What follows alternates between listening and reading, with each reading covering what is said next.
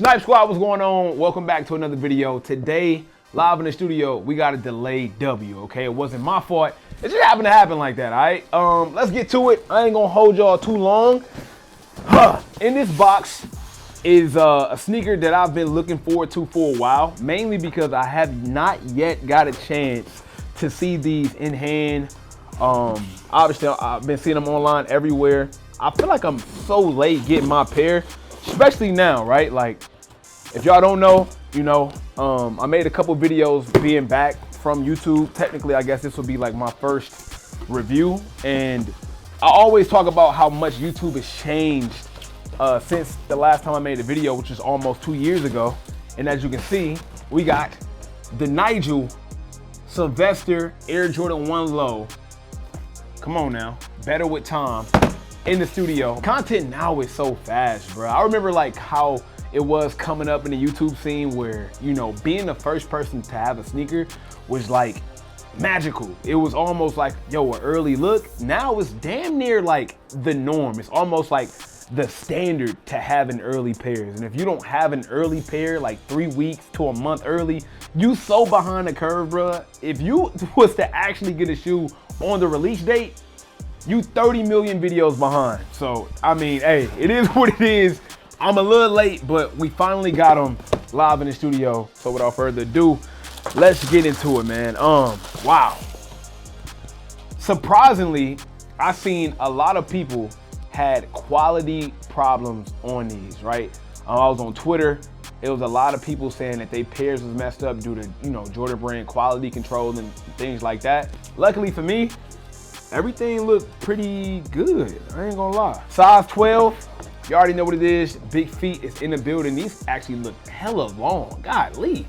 I love me a pair of Air Jordan 1 lows, but man, these look crazy long right now, I'm not gonna hold you. Nigel was on a magical run, all right? Like, he did some great things before with Air Jordan 1 High. Don't even get me started on that Jordan 4 RM. If it wasn't for Nigel, I don't even think we would care about the Jordan 4 RM. I own a pair of Jordan 4 RMs, just they look like military blacks. They somewhere in the cut around here somewhere. But when he dropped that 2 colorways, the green colorway and the black colorway, he put so much emphasis and he put so much love on that silhouette that they was able to sell just normal random colorways that still do decent to good. And that's how you know you got a lot of stain, because I always say, Travis Scott does amazing collaborations, but he also get the best silhouettes you can get. There's not too many ways you can mess up an Air Jordan 4. There's not too many ways you can mess up an Air Jordan 1. There's not too many ways you can mess up an Air Jordan 1 Low or a 6.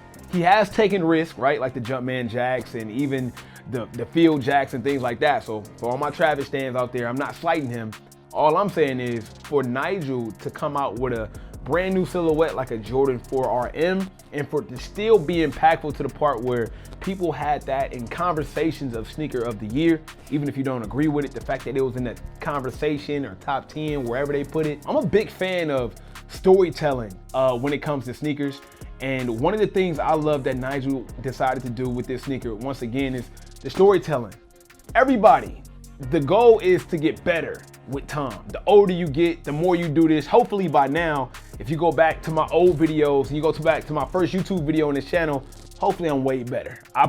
Hey, if I'm not, I gotta do better. But hopefully we're better. If you play basketball and you put time in the gym, I pray that you finally get a left hand, that you can finally get a jump shot if you didn't have that. I pray that you get more skilled over time.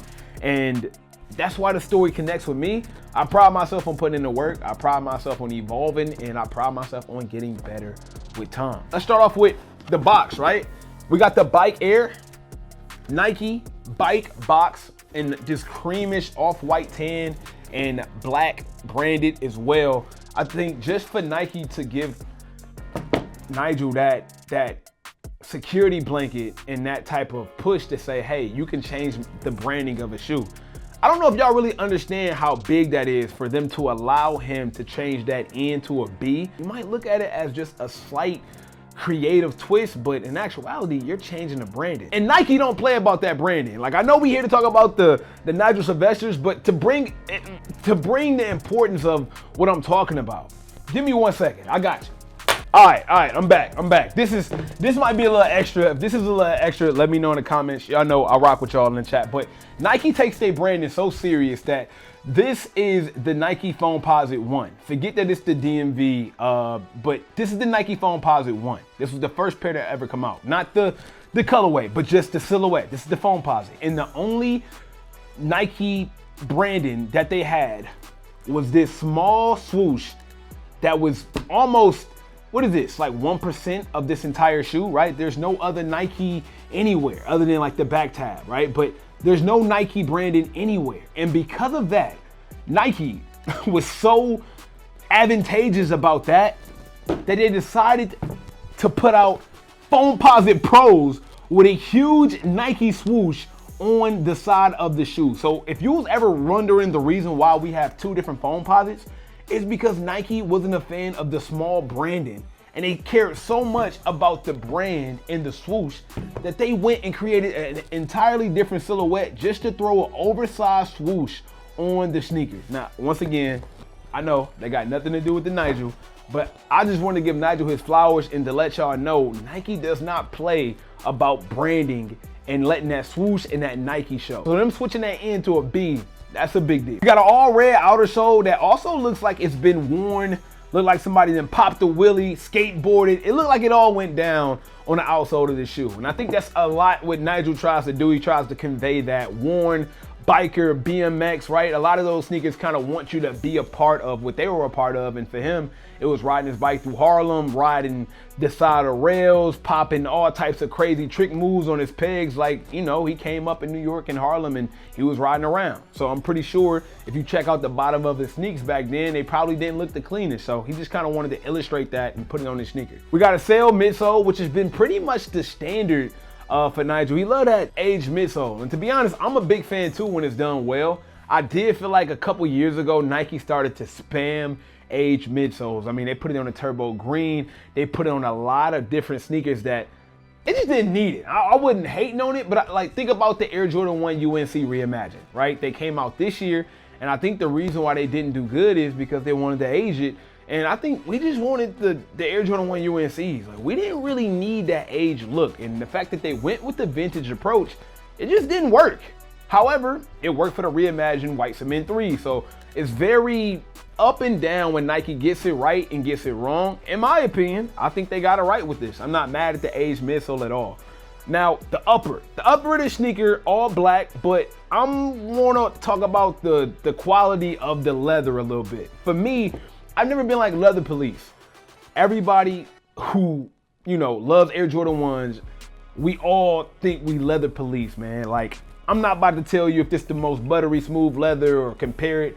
I think this is good quality though. I'm a fan of it. I think that this leather definitely will hold up over time, and it also has a nice look to it by it being tumbled, and I'm always down for tumble leather. Also see in the details of this sneaker, they decided to go through with the same mindset of making the outsole dirty or beat up and used. They also did the same thing to the toe box and other various parts of the sneaker, like the back heel as well. They purposely made spots look like it was smudged, look like it was scratched, and all the other things that may come with riding your bike or, you know, just being out there and being a part of that culture. Once again, just storytelling at its finest, right? Like, if you're creating a sneaker, if you got this idea in your mind and you're creating this piece of art, I think the question is, how can you best make the audience feel like they were a part of it, even if they were a million miles away? You want a kid that grew up in Wichita, Kansas, to somehow be able to say, I understand this.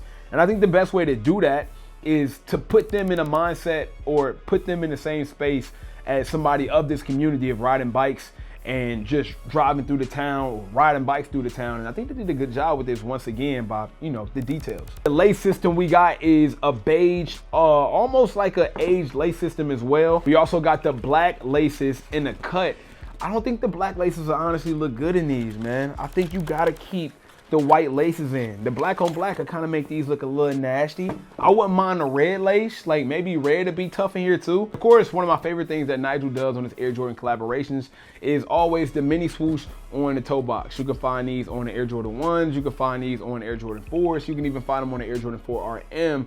I don't know why, I'm a sucker for the mini swoosh. Once again, just Nike, making sure that this is being branded properly. You rarely see these on sneakers these days. When they are though, always show some appreciation. Now, surprisingly, the resale price in my size, which is size 12, is only going for about $234. So if you don't currently have them, I think right now is the best time to grab them, seeing that the price is a lot lower than, you know, the resale value for these type of sneakers usually go. And also, I'm a fan of that. As y'all know, I don't resell any kind of way at all. So I love the fact that we can benefit off buying a sneaker that we really want for the low. I'm a huge fan of that. But we also live in a world where the resale market also dictates the validity of a sneaker. Not by me, but by a lot of people out there in this world. So I want to ask y'all, is the fact that this sneaker not reselling for more make this sneaker not as successful as his other ones? I just want to know y'all thoughts and opinions of this Air Jordan 1 Nigel Sylvester down below in the comments. And also, you know, did you get your pair? Did you grab them? Did you pass on these? I've seen some people actually say they passed on them. I've never heard that before. Maybe it's just the Jordan 1 lows. I know we fans of Jordan 1 lows out here. Don't let me find out that the Jordan low somehow fell off, because in my opinion, this is like one of the easiest shoes to just slip on, go about your business, wear, mix and match with just about everything. It's a very simple shoe to wear, and the colorway is black and white, or, you know, black and off-white. You really can't go wrong with this colorway, in my opinion. Thank you all so much for watching. Make sure you subscribe to the channel if you are new. Leave a like on this video. I want to set a like goal, man. First review back, let's set a like goal for like 2,000 likes. I think we can hit 2,000 likes. But until the next time, it's your boy Snipe Jones. You know, I cannot leave without saying that everybody want to be famous, but really putting in that work though. Snipe Squad, I love y'all. Dream big.